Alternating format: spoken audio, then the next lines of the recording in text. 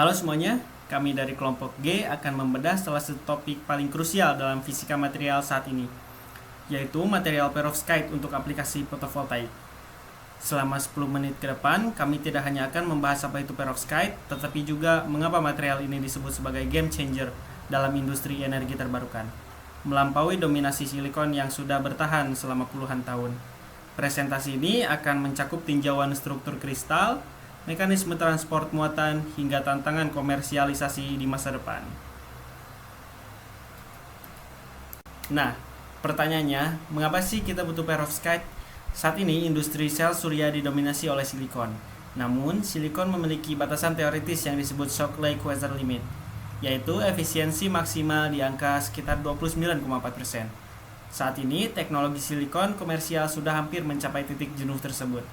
Di sisi lain, perovskite menunjukkan anomali riset yang luar biasa. Hanya dalam satu dekade, efisiensinya melesat dari 3% hingga melampaui 25%. Selain efisiensi, aspek ekonomi juga menjadi kunci. Fabrikasi sel surya silikon membutuhkan suhu ekstrim di atas 1400 derajat Celcius. Sementara perovskite dapat diproses dengan metode solution processing pada suhu rendah. Namun, untuk memahami mengapa material ini memiliki performa optoelektronik yang sedemikian hebat, kita harus melihat ke tingkat atomiknya terlebih dahulu. Bagaimana sih susunan atomnya dapat memfasilitasi penyerapan foton yang begitu tinggi? Hal ini akan dikupas tuntas di bagian pertama mengenai struktur kristal.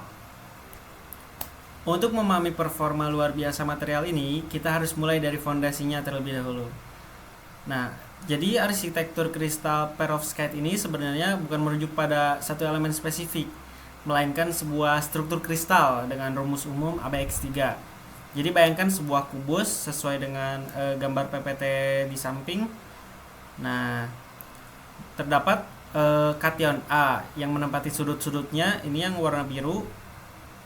Jumlahnya ada 8 ya. Nah, terdapat logam B juga berada di pusat, dan anion halida X berada di tengah-tengah sisinya yang warna merah ini. Jumlahnya ada 6. Keselarasan struktur ini sangat bergantung pada Goldsmith tolerance factor. Jika rasio jari-jari ionnya ideal, kita mendapatkan struktur kubik yang stabil. Inilah yang menjadi rumah bagi elektron untuk nantinya bergerak bebas menghasilkan energi. Lalu apa sih yang membuatnya berbeda dari silikon? Jawabannya ada pada sifat direct band gap-nya. Pada silikon, elektron butuh bantuan vibrasi kristal untuk tereksitasi. Namun, pada perovskite, transisi ini terjadi secara langsung. Hasilnya, perovskite memiliki koefisien absorpsi yang sangat ekstrim.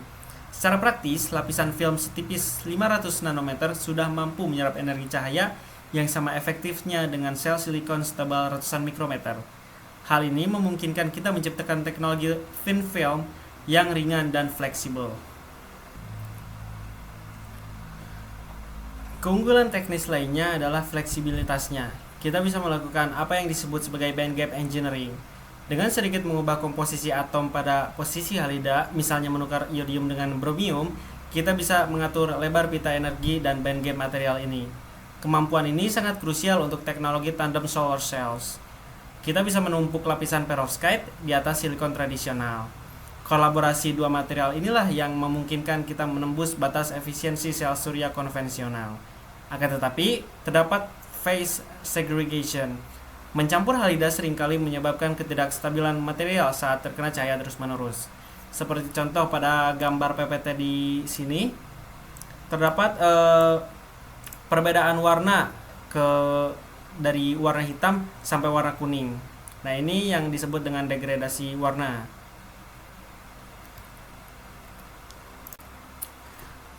Terakhir, sebuah material penyerap cahaya tidak akan berguna jika muatannya tidak bisa mengalir. Ia memiliki exciton binding energy yang sangat rendah, sehingga begitu elektron naik ke pita konduksi, ia langsung bergerak bebas tanpa terikat kembali dengan hole-nya. Selain itu, perovskite memiliki diffusion length yang sangat panjang.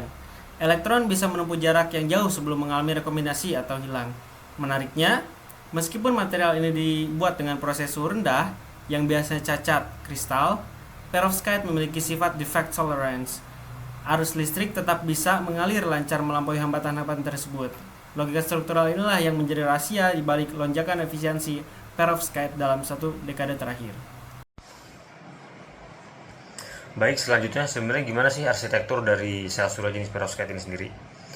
Untuk panel surya jenis perovskite ini terdiri dari 5 lapisan utama.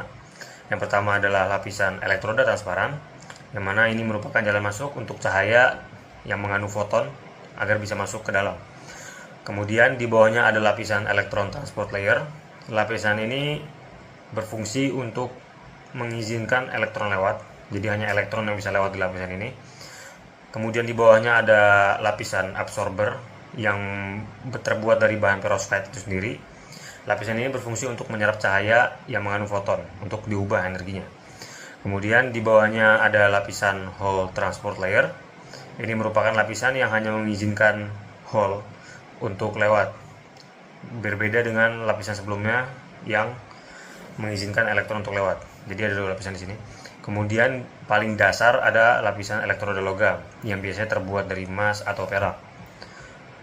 Kemudian untuk proses pembangkitan arus sendiri dari panel surya jenis ini, yang pertama dimulai dari proses absorpsi, yang mana ketika cahaya matahari mengenai panel surya ini, foton akan mengeksitasi elektron.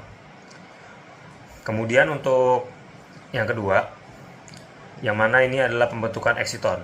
Jadi ketika foton mengenai bagian absorber ini akan tercipta yang namanya elektron bebas dan juga hole.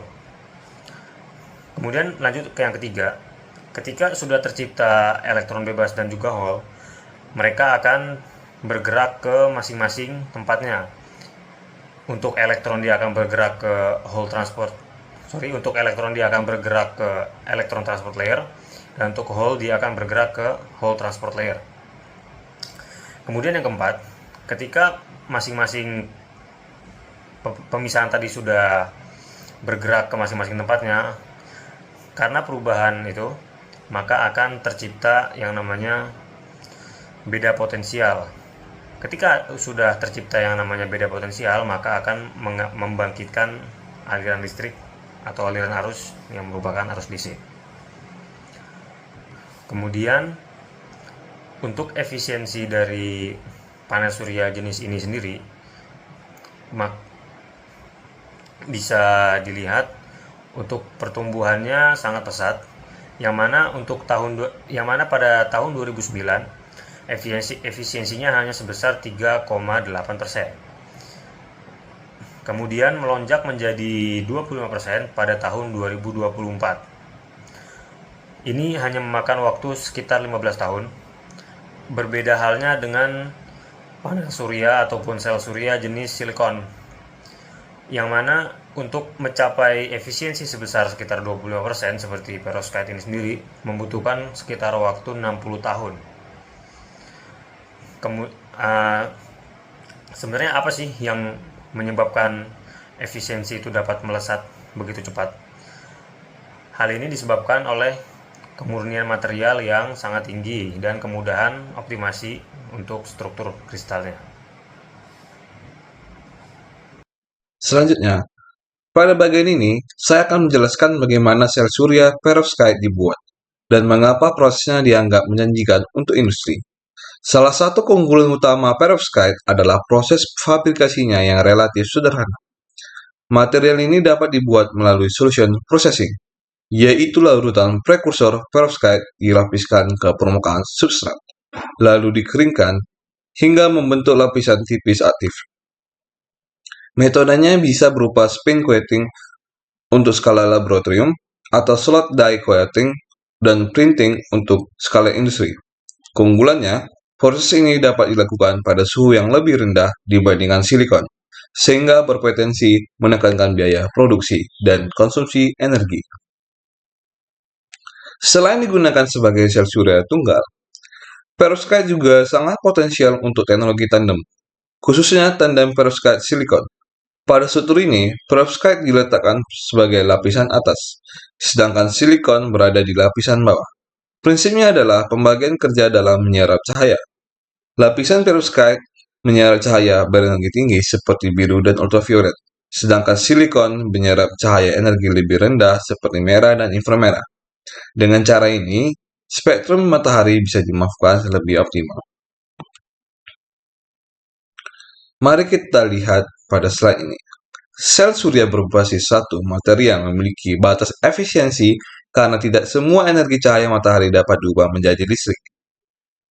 Cahaya dengan energi terlalu rendah tidak cukup untuk menghasilkan pasangan elektron Hall, sedangkan cahaya dengan energi terlalu tinggi, sebagian energinya hilang sebagai panas.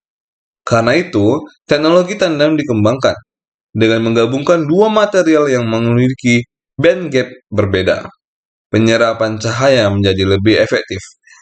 Perovskite cocok digunakan karena band gap-nya dapat diatur melalui komposisi material sehingga bisa disesuaikan dengan silikon. Pada bagian ini, kita bahas tantangan utama dari perovskite. Pertama adalah masalah stabilitas. Material perovskite sangat sensitif terhadap kelembapan, panas, dan sinar. Kondisi ini dapat menyebabkan degradasi cepat dan perubahan struktur kristal menjadi tidak, sehingga efisiensi menurun dan umur pakai menjadi pendek.